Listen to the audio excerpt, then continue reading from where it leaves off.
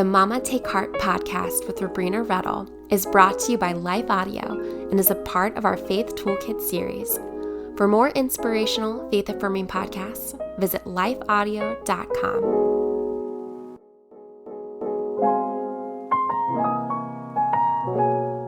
Welcome to Mama Take Heart, Understanding Your Gen Z Girl. I'm your host, Robrenna, and I'm here to help you be the gospel-centered, compassionate, and influential voice in your girl's life. Today, my guest is Bracha Kopstick. She is a registered dietitian specializing in adolescent nutrition, practicing with a non-diet approach. She helps parents feel calm and confident about raising tweens and teens to have a positive relationship with food and their bodies. Through supportive and collaborative virtual counseling, Bracha educates parents to raise adolescents with a good relationship with food, free of shame and guilt. All right, welcome and thanks so much for joining us today.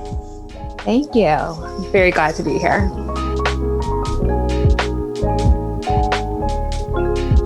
Yeah, so I found you on Instagram. And I'm so glad I did, because I appreciate the videos and the stories that you post. And I also read, yeah, you did a really good job. And I also read the story that you shared on your website about your journey with food. Would you mind sharing that story with our listeners? Yeah, for sure. So it's essentially my experience growing up was pretty normal. You know, my parents, my family had access to a lot of food, and they provided us with a variety of healthy and what we call not so healthy food. And we had pretty regular access to all of that. And then as I went through puberty and started gaining weight, there was a lot of outside noise from family and friends from encouraging dieting all the time. But I was really fortunate enough that my parents did not encourage me to go on a diet, and they did allow me to have that same access to the food that I had had previous to my weight gain. And I think that was really beneficial in helping me to develop that really good relationship with food, and also to stay positive and, or neutral rather, to feeling about my own body. So I never really developed that negative association with my weight gain. And that was reflected in how I was able to feel around all types of foods. That is good, because that is an area where I failed. If I could have a parenting do-over, I would definitely do over. And I hear that a lot. I mean, it's a scary time, and we see kids starting to gain weight when they haven't had it previously. It's frightening, especially when we hear about this whole crisis about childhood weight gain. So it's so natural to have that fear and doing something about it. I had problems with myself and gaining weight. I was in the military for a long time, and I ran a lot because that's what you do in the service. And that kind of kept my weight down, the running. And, but then I noticed if I didn't run, I would gain weight. And it actually started for me though, I'd say in my teen years, with my own weight gain and just kind of having a negative body image and thinking I was supposed to look like someone on TV. And so then it just continued to perpetuate itself, where I was a yo-yo dieter. And then I thought, okay, maybe not the yo-yo dieting, but then I would control it through my exercise. Yeah. And so, so I kind of went through those things myself. And although I really tried not to overtly push that on my own kids. I think subconsciously some of it seeped out. And, you know, we would do things like, I saw something that you put on your Instagram that said, like, they don't need a cleanse. I remember we went on a cleanse. We went like after the holidays, and I was like, I guess I shouldn't have done that. Because, you know, in the holiday time, you know how you eat so much sugar and carbs and all that good stuff that, you know, that you like to eat, gingerbread, all that. So anyway, so how can we, if we kind of struggle with that ourselves as mamas, how can we help our kids have a healthier outlook? So I think there's a number of things that we can do. First of all is to remove that judgment around eating. So removing the way that we talk about food, talking about food as good or bad or junk or whatever words we use around describing food. We want to remove that judgment, that more like making food into a moral issue, because it's really not. Morality is not eating. So trying to remove that judgment, because when we eat something that makes, if we're calling a food bad, then we're going to feel bad if we eat it. So if we can remove that judgment, we're not going to feel that associated problematic feelings after the fact. And then secondly is I believe, to normalize eating. Physical hunger, emotional hunger, like there are reasons to eat that are necessary. I mean, it's for biological reasons we need to eat, but then also that connectivity and that celebration. Food is something that is part of our lives, and we need to normalize that. And I think even a third thing might be to try to have family meals to whatever extent that's possible in your family. There's been a lot of research about the benefits around eating together as a family. And one of those is to decrease the risk of developing problematic eating behaviors. So even if, say, you're not quite, as the mom, you're not quite ready to have those positive messages, or you're still struggling, sitting down together and eating really normalizes that food is part of our life. Mm-hmm, mm-hmm. Yes, I like the way you said that the connectivity and celebration that meals can be, and that as you and I have mentioned that in the Old Testament, there's a lot of feasts. Like God wants us to celebrate and have that connectivity and remember things that He has done for us, through that, and how He has provided for us, and that's one of the ways that He does that. 100%. Food is so much more than just its calories or its nutrition, and I think we need to normalize that and remember that and teach that. Mm-hmm. Yeah, one thing I need to do then is really start to enjoy cooking more. I'm not one of the people who really enjoy cooking. It's more of a chore for me. Yeah. And so I hear that a lot. And it doesn't have to be, a family meal doesn't have to be home cooked meal. Like, I am such a proponent of doing fast hacks, freezer meals, or takeout. Like, takeout food can be a family meal, and it also lessens that stress around creating that family meal time. Mm-hmm. So if you're not a cooker, that doesn't have to be a blockage to family meal times. Although when I cook, what helps motivate me is I watch other cooking shows while I'm cooking. And nice. Yeah, one of the things I noticed, because I watch a lot of family competition cook meals, and that kind of has motivated me to kind of get my kids in the kitchen, because that is a bonding experience for them. And one family in particular, they said they just blast the music and they dance around in the kitchen. And I thought that for me would be helpful, since it's not a preference. It would be something that would bring fun into it. And then I can teach my kids it's not just a chore, that it can be fun. So, yes, that's fantastic, because if you can make that whole experience around food a positive one, that also can be really helpful in that positive dynamic.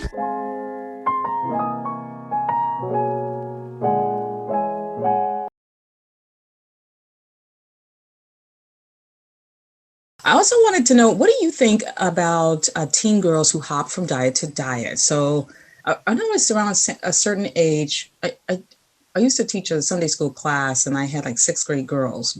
So usually around middle school is when they kind of wanted to start experimenting or identifying with a group who ate a particular way. So like a vegan or keto or paleo, because I knew a young lady, she went through all 3 of those phases. So what do you think about when girls do that?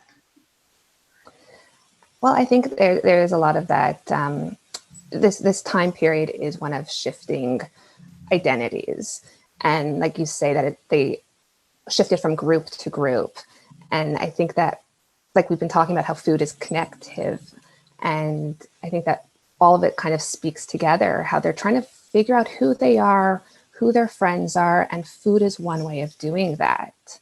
Yeah, and at the same time, I think it's also, especially when it's really young, a lot of kids don't actually know what it means to be following these food restrictions. So it gets hard. So they're going to change from one to the other when they're not able to follow whatever rules they've put into them, like whatever rules they're following. So if, if vegan is too hard, maybe I'll go vegetarian. Maybe I'll just cut out some fish, or, they kind of don't know what it means necessarily as well. Well, when you just said that about the rules, that kind of clicked for me. So let's talk about that for a minute, about the rules around eating, how that can, part of it can be positive, but it can also be detrimental in learning how to eat for your body. Yeah. I am not a fan of rule-based eating. I think it takes away from our intuitive knowledge of what our body needs, which we are, generally speaking, born with. And when we follow rules, that really dulls the reaction that our body has. So if we say, for example, have a rule that you're not eating after a certain time of night, what happens if you're hungry after that? You're ignoring your body's cues of hunger, that you are in need of nourishment because you have this rule that you're not allowed to eat anymore. Mm-hmm. That's really good. I like that. My son, he's been a grazer his whole life. And when he was little, he grazed. He didn't eat big meals. He would eat a little bit, and then a couple hours later, he'd come back and say, "I'm hungry." And so he'd eat a little bit more and come back a couple hours, "I'm hungry." And so I had to learn that, okay, he's not going to eat. First of all, he's not going to eat everything on his plate because he wasn't a big meal eater. Or I had to give him smaller portions and save some back, knowing he's going to come back and wants to eat again. And he's still that way. He will come back. We will eat dinner. And now, though, he's 17, so he eats a lot more, but then he's still hungry after. So after dinner, he'll come back 2 hours later and he'll say, "I'm hungry." Yeah. So we have to feed him again. Yeah. So that is true about the intuitive. He is I guess he's always been an intuitive eater. And it's funny because he is the slimmest person in the house. So his intuition, that helps him. I'm not going to eat this big meal, but I know I'm going to come back in a couple of hours and eat some more, and then a couple of hours and eat some more, and then he's done. So that is very interesting to listen to the intuition. I like that. How can we as moms, how can we be models in taking care of our bodies so that our kids won't have issues around food and eating? Like I've been saying a lot, is to eat. Show your kids that you are eating real, satisfying food, that you are honoring your body, and that it's not just something that you throw together a snack bar or a diet drink or whatever the case is, but that you actually are showing that self-care and that honoring of yourself as a person with a respectful meal, and that you're taking that time to do that. There's so much mom guilt and feeling that you're not worthy of all the same things that we give to our kids, but you don't teach your kids how to respect themselves if you're not showing it to yourself. That's good. I also love the helpful hints that you share on your Instagram account at Adolescent Nutrition. That is Bracha's handle. And I will put that in the show notes. And you put things like having cravings around your menstrual cycle is normal. I really like that too, because this is the truth. Yeah. Well, do you mind sharing a few other of those truths with us? Yeah. So one that I've been talking about all day today is that hunger is a sign that you need to eat. Another one that I think is really necessary for parents to know is that teens are gaining weight. It's part of getting to their adult size from a child to an adult. So kids need to gain weight. It's just part of life, and it's not something to fear or to address even.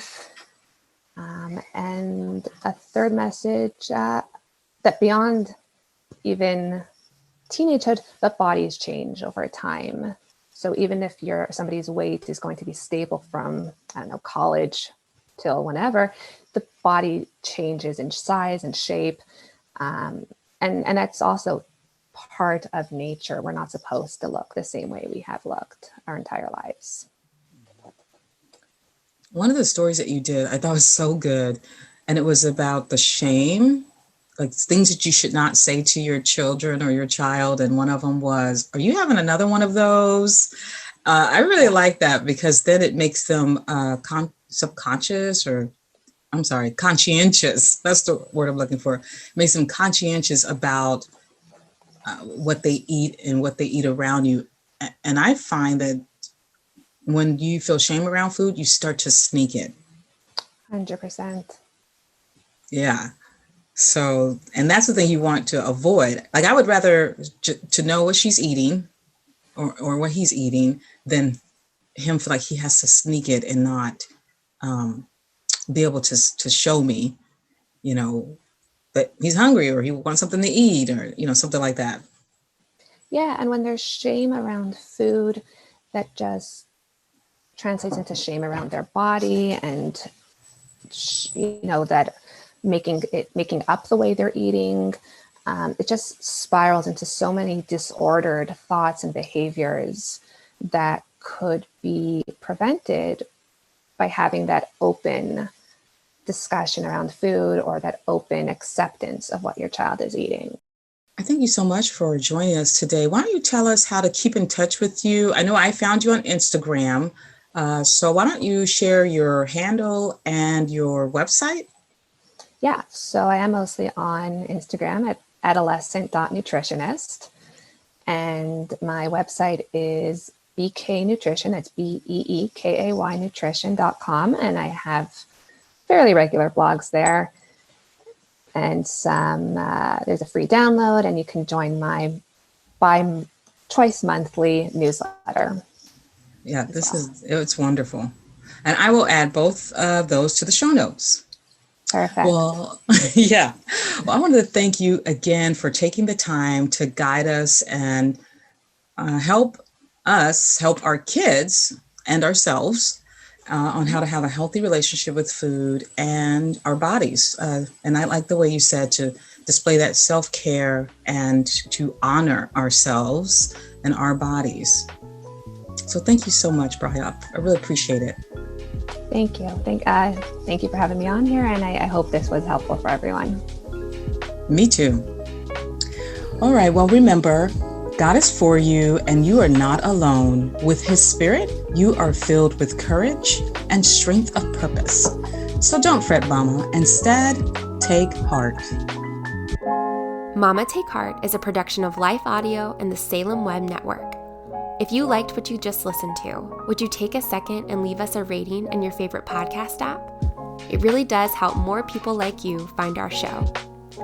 This podcast is produced by me, Kelly Givens, and Steven Sanders, with executive oversight by Stephen McGarvey. You can find more podcasts like this over at lifeaudio.com.